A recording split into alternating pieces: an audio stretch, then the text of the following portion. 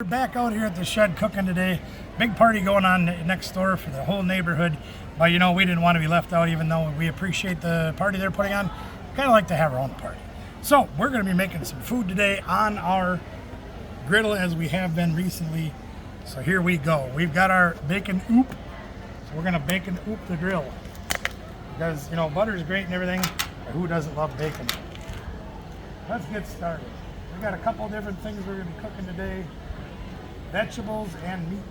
Oh, it's a little stiff being the Frigimagator. There we are. A bacon oop. All right, let's talk about what we're going to make while the bacon up is doing its thing. We have got some potatoes. These potatoes were actually grown at the family farm. Darla and Mel grow these. We got some fantastic potatoes we've diced up. We've got some carrots that are pre-sliced. Not the greatest looking carrots, but that's all right.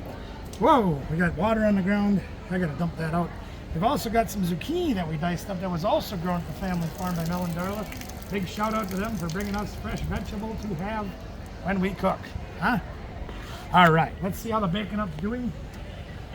Then we'll talk about the main event of the dish today. Get that bacon up on there real good. Raise it up.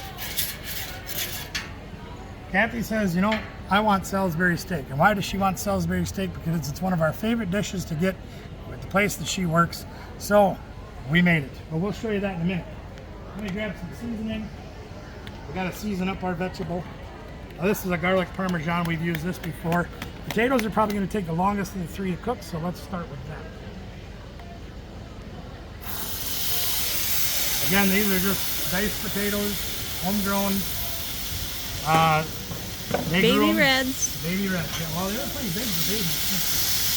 We're going to get them spread out on there in the bacon hoop.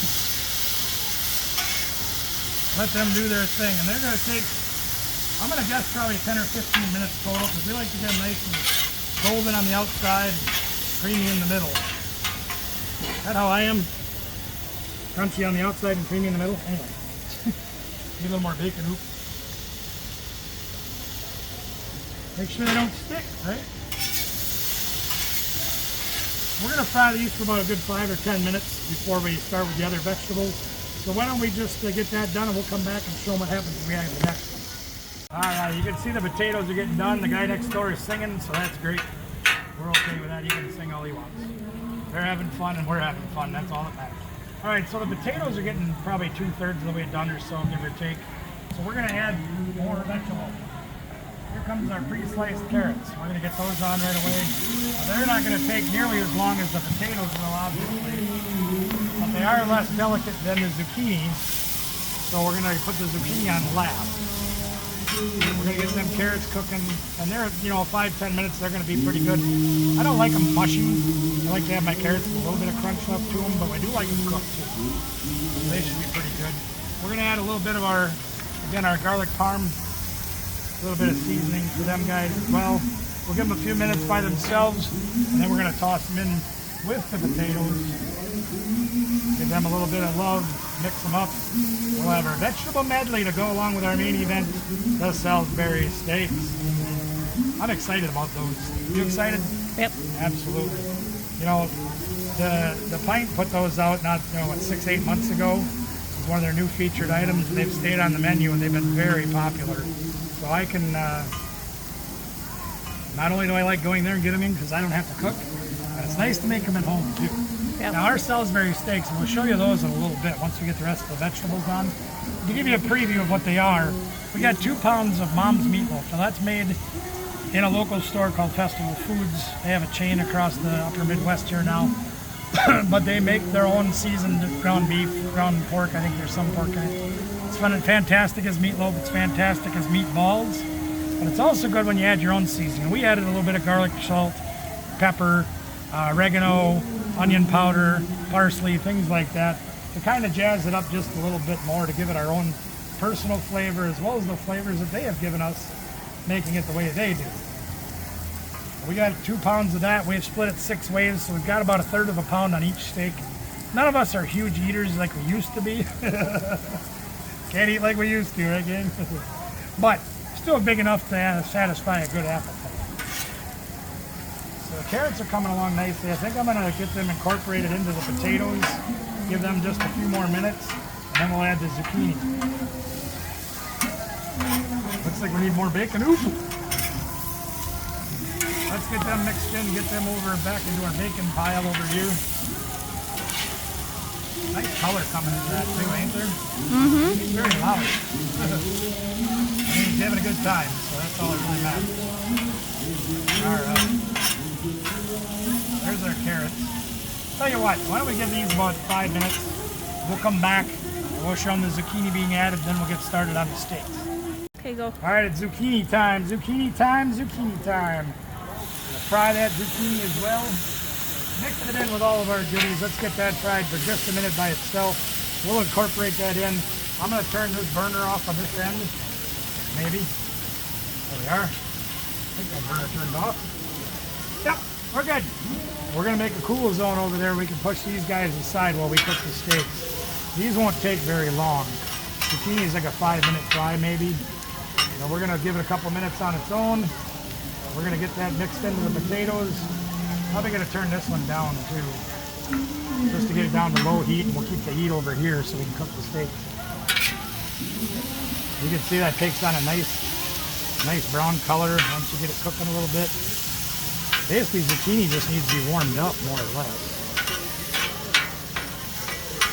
All right, let's fold that in. Just kind of breaks up the monotony of the same potatoes. Carrots up with that too. We're going to roll that all over and get that over on the far side of the grill. That'll cool down just, or stay in the cool zone, or the warm zone, I guess, depending on how you look at it. That looks pretty good. All right, it's steak time. Let's go steak time. A little more bacon, oop.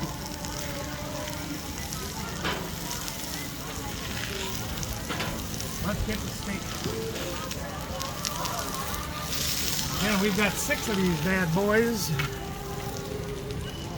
Ooh, that's hot over there. Oof. I made these up ahead of time, put them in the fridge for a few hours so the fats would coagulate back into the steaks. They're pretty good. They're looking really good. Let's get them fried. All the steak fries. Let's go. And again, these are probably in the neighborhood of, oh, what did we figure these out to be? About 6 ounces a piece, give or take? So that should be pretty good right there. Let's get them cooking. Turn up the heat on that end just a little bit. Now, I did already season these like we talked about a minute ago, but I want to add just a little more because Lord knows you got to have flavor when you're cooking, right?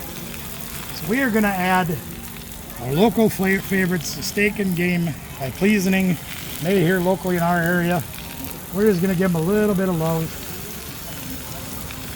just to give us another layer of flavor on our steaks. We'll put these away. I'm going to roll them vegetables real quick. Make sure we're not getting them too done on one side. Yeah, those are nice. Just about ready to pull those off, I think. What do you think? Yeah. Pretty close. All right. We'll let those go for, I don't know, what, 3 minutes aside maybe. We'll see where they're at. In the meantime, I think I'm going to grab my bowl. Get the water out. Woo! Let's start pulling our vegetables off because I think they're about done. Maybe we'll taste test these while we're waiting on the steaks, huh? See how we got them. See if we actually got them done or not. The good news about it is if they aren't done, the grill's still hot. We can always put them back on.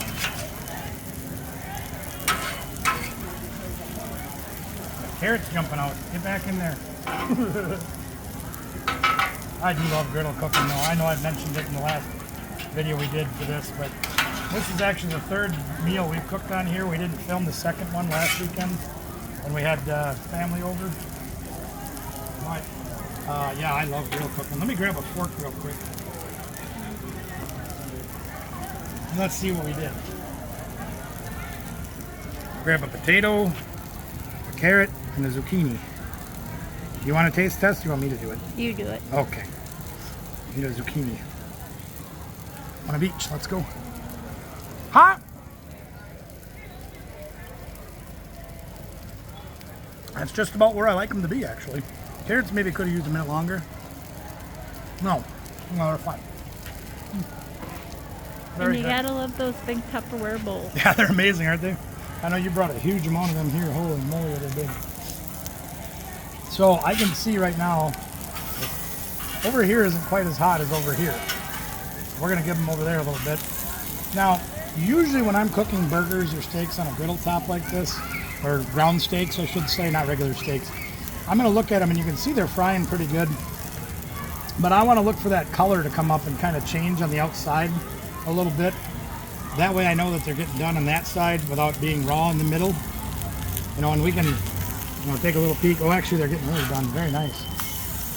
That don't look too bad. No, we go just again. need to. Let's go again. Yeah, that ain't bad at all. I'll probably flip them a couple times, but that don't look bad. No, not at all. You can see the seasonings in there that we added, plus the steak and game that we added, the seasoning we added. Yeah, that's nice. And I think what we'll do is once we get these close to being done, just to check to make sure that they're at the proper temperature that we want them to be, is I'll probably cut one of them open and we'll taste test that too, and that'll be my piece. And then we have one for each of the 4 of us and 2 leftovers for later. I like leftovers. That's one of my favorite foods, leftovers. Now the good news is once we got the bacon up on there and got started on that, these things will, enough fat will render out where they'll continue to cook properly. As you can see, nice sizzle going on there and there. We don't have to add any more seasoning to it or any more bacon up to it to get it to cook properly. We like that nice char on there like this. That's what we're going to be looking for on both sides. It's going to be yummy. I think I'm going to get a plate for those. Let's see. Let me put this over here for right now. You got dogs that are just trying to get in the way and get help out? Yes, they are. Another thing you can do when you're watching, you can see that it's still very pink along the edge there. Once that pink starts to disappear, then you know your meat's getting close to done. And I think what we'll do is once we're done with these out here, we'll go inside so we can put the final touches on them. Yeah, because we didn't start the gravy or nothing inside yet. So, but that won't take very long. I'm just gonna dump gravy in. Well, you can, I suppose, yeah. Well, then we can show a presentation plate. You know, gotta make food look pretty. That's one thing you always tell me is it looks. You don't want to eat anything that looks like crap. Yeah, you don't want to. When it comes to food prep, you want to make sure that your plate is desirable to all. Yeah, absolutely. They look good for everybody, so they want to eat them. I like these vegetables. I really want to eat them. They're really good. Yeah, that's the way I like those. We should have gotten enough to take to your mom. Oh, I bet you they would enjoy that. I bet we can. We got 2 extras. Yeah. I think that's a good idea. Kathy brings up a very good point. My mom, she's, you know, getting up there in age where she don't cook so much anymore, and her and my brother could probably use a nice meal. So I think that's exactly what we're going to do. We're going to take the 2 leftovers, put together some boxes for them, and take them over there and say, here you go, have some nice hot food for you. Good idea. Thanks for thinking of that. You're always thinking. All right, how are we doing here? The pink's starting to disappear. You can see there's still a little bit left on that one, and that's probably the thickest one we have. So I'm going to use that as kind of my rough guide. This one I can see there's still some pink on that side, but they're coming along pretty nicely. They're cooking a little slower than I thought they would, but I also did turn the heat down a little more than maybe I should have. So we'll just turn it up a little bit. I do like to run at a lower temperature when I'm cooking burgers and ground meats and things like that, because if you run it super hot, you're going to sear the outsides and leave the middle raw. Now, normally when you're cooking steaks in medium rare is the goal. That's great. But when you're cooking meats like this, ground meats especially, you don't want to get that way so much. Let's give them another toss here. Coming along really good. Yeah, it's perfect. Just the right size too, I think. Yeah, perfect thing to cook them on too. Yeah. Oh, I love this griddle. Guys, I know you do. If you don't have a griddle, you know, if you've got a gas grill, if you've got a charcoal grill, you've got smokers, you got a variety of things like we do, they're fantastic. But like equipment like this can really broaden your horizons. It gives you a lot of places to experiment. You know, cooking breakfast is something that I love to do. And I haven't done it on here yet. But rest assured, I will be before it gets too cold. I'll be making pancakes and sausage and fried eggs and everything out here. I guarantee it. Guarantee. Look at that bacon up. You know, I was going to use butter to do these, but I tell you this, the bacon up has a higher smoke point and a higher burn point. So you can see the bacon up's getting pretty dark, but it's been on here for a long time. Whereas your butter will scorch. Yeah. And I don't think the bacon up is scorching nearly as bad. So I'm pretty happy with that. It was a little more expensive, guys. I found this stuff on eBay and I thought about ordering it. It was $16 for a 14-ounce container. I thought, dang, that seems expensive. Our local store had this for $8, half the price. So check your local stores if you're interested in something like that. I think it's a fantastic product. We are not sponsored by them, but boy, I tell you what, that'd be a great sponsor to have because I am going to be using that on a lot of stuff when I cook. Not exactly as heart conscious as the avocado oil that I'm used to using in the past, but hey, not every meal can be heart conscious. What do you think? Should we cut one open and see what we got? You can try it. Let me grab a knife real quick. Got my handy dandy fillet knife. And let's see, I think this one was the one that was the biggest, the thickest. Yep. So we're gonna use that as our gauge. Oh yeah, look at this. Hang on, let me cut it all the way open. There we go. Take a look at that. You can see that that thing is cooked from medium well, probably, if not well done entirely. I think we're in pretty good shape. Yep. I think it's time to turn the burners off. And I think it's time to go take the food in and plate it up. So we're going to catch you guys inside once we get this taken care of, and we'll show you what it looks like on the plate. All right, we're back inside. It's getting warm outside, so it's nice to be in the house where it's air conditioned. But we're just going to be adding a brown gravy, and the reason we didn't make any gravy is because we didn't have anything to make gravy out of, so we're just using it out of the jar. And you can add mushrooms to this if you like mushrooms. You can put grilled onions, whatever you want. But there it is, right there, a little gravy on top. And I guess the next thing to do, in my eyes, is to try this steak. So I'm just going to cut a piece off that we showed you outside.